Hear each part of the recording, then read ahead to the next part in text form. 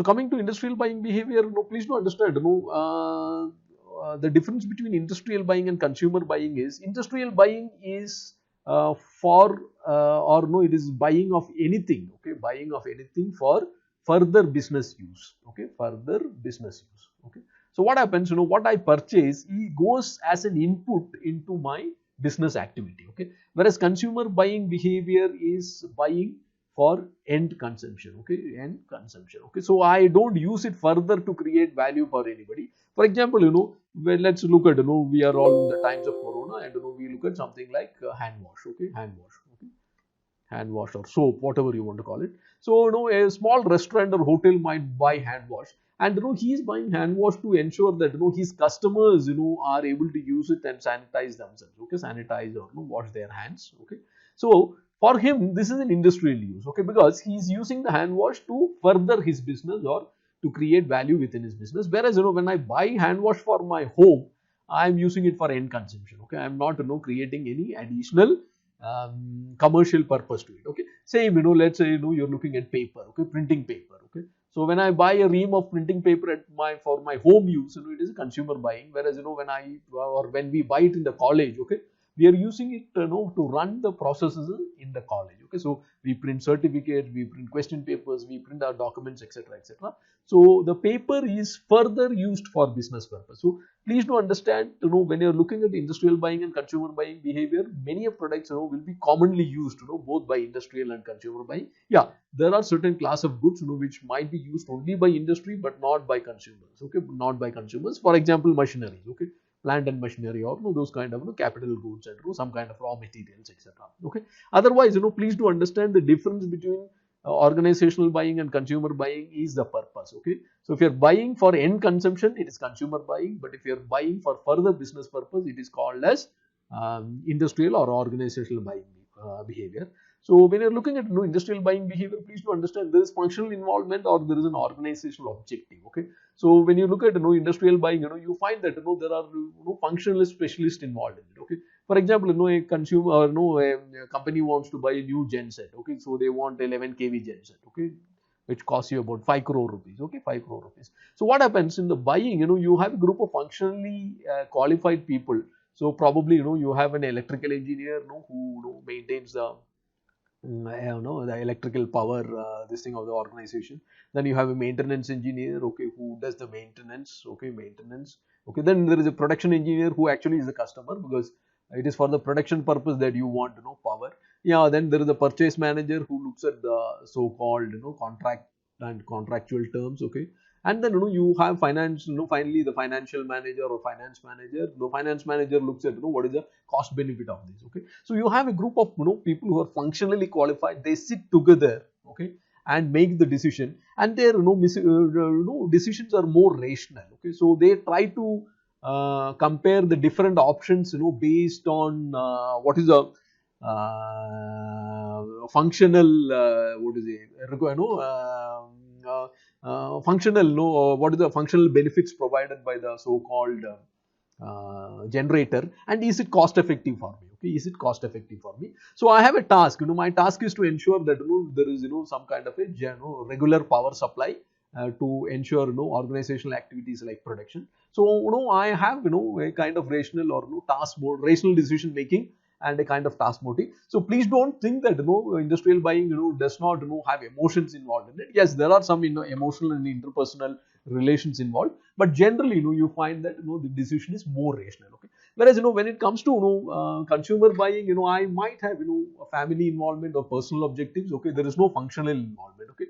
So I have family and friends, what we call as kith and kin, okay. My acquaintances are involved, there is no functional specialization for anybody, and my objectives are personal, okay. So I don't have any organizational objective to achieve because it's for my personal consumption, and my decisions most of the time are emotional. That is, I'm trying to look at social or psychological benefits of using the product, okay. So when I buy a shirt, okay, apart from certain things like cost and other things, I'm also looking at what is the other people's opinion, okay. So will the shirt give me some kind of a image, okay. So does it match my personality, okay, etc. So what is happening is that more than rational, I'm looking at a social or psychological motive for decision making.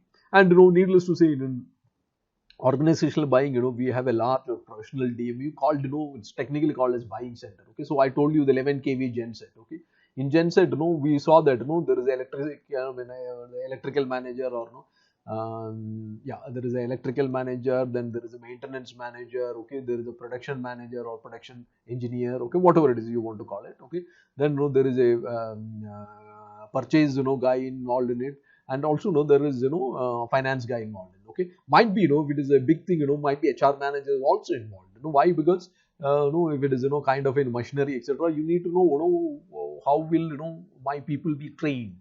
Okay, so you need people to train them on operating the machine, maintaining the machine, etc., etc. Okay, so I have a large professional decision making, and they together take a decision. Okay, they together take a decision. Whereas in consumer buying, it's small or personal DMU. Okay, so many times my personal items I decide on my own. Okay, or sometimes let's say it's like a car or house, etc. If I'm buying that is what you call as high involvement buying products, I might have a small DMU. Okay, so there is my family, probably one or two of my friends who have some idea in the area, but there is nothing professional relation between them. Okay, so we are all socially related. Okay, it's my kith and kin, okay, and my acquaintances. Whereas in this 11 kV genset, they are all professionally related. Okay, so they are all part of an organization, and they have very, very clear and different roles in that organization. And once one person's role affects the other person's role. Another very important thing in organizational buying is you have a very distinct and observable stage. Okay, so we have studied that this thing, there is a 8 or very clear 8 or 9 stage, and a salesperson can exactly understand at what stage I am.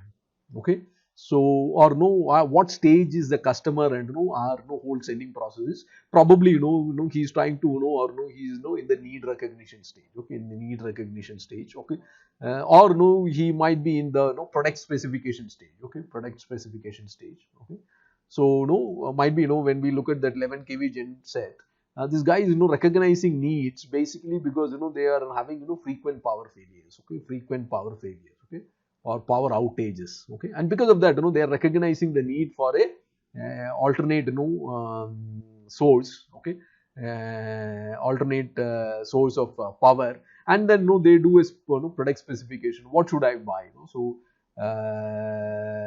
should I buy a genset, or should I mean that is diesel genset, or should I buy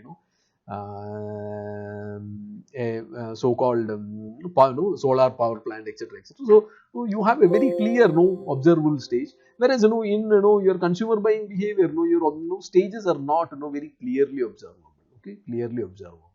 So when somebody goes to buy a shirt or let's say a car, etc., you can't exactly say which stage has he been there in the need recognition stage, or has he evaluated the product, or has he made the purchase decision.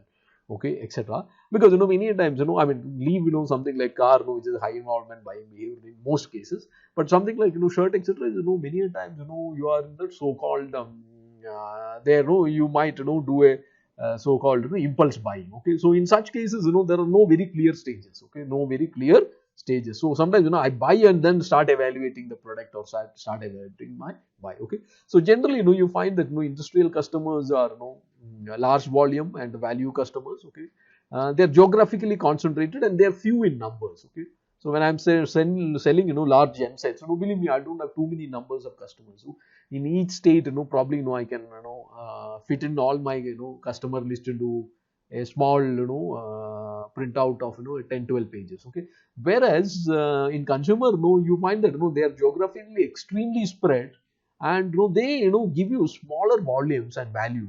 Okay, individual transaction, but they are huge in number. Okay, huge in number. Okay, huge in number. For example, I am selling something like deodorant. Okay, deodorant. Believe me, there's a huge number of people who use deodorants. Okay, biscuits. Who doesn't eat biscuit? Okay, everybody. Okay? You find that there is a huge difference between the customer characteristics. Okay, and in industrial buying, you have direct two-way and personalized communication. Okay, like selling.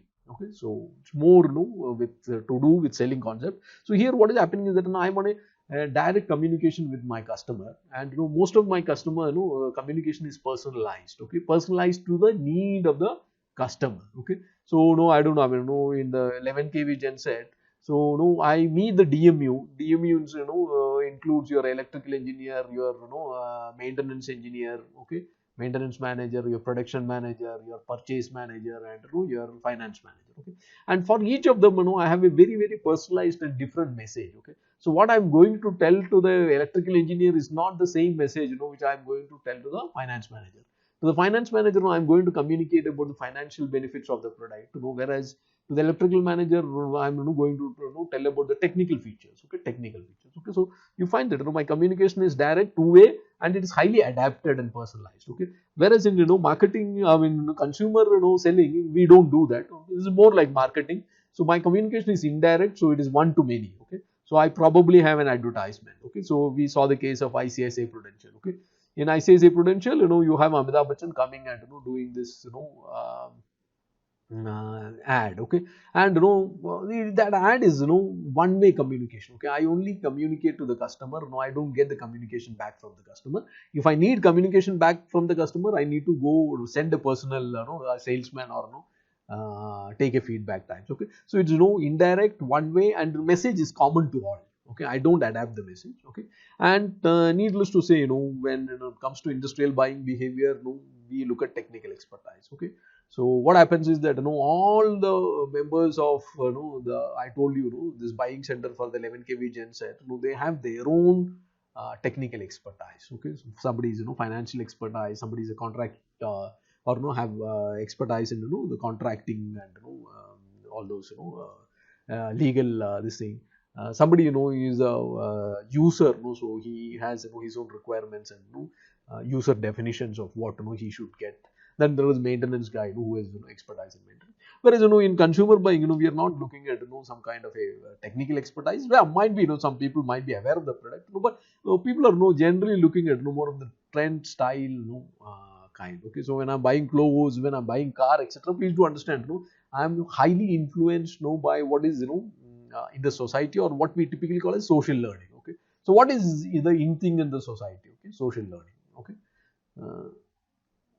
Okay, so here now I'm typically looking at what the society is expecting out of me, or what is the in thing in the society, or will society accept. So we tend to conform to what you call as what are the social requirements or social needs style. Okay, so here we are looking at the trends and style, and not so much to the technical thing. Okay, thank you.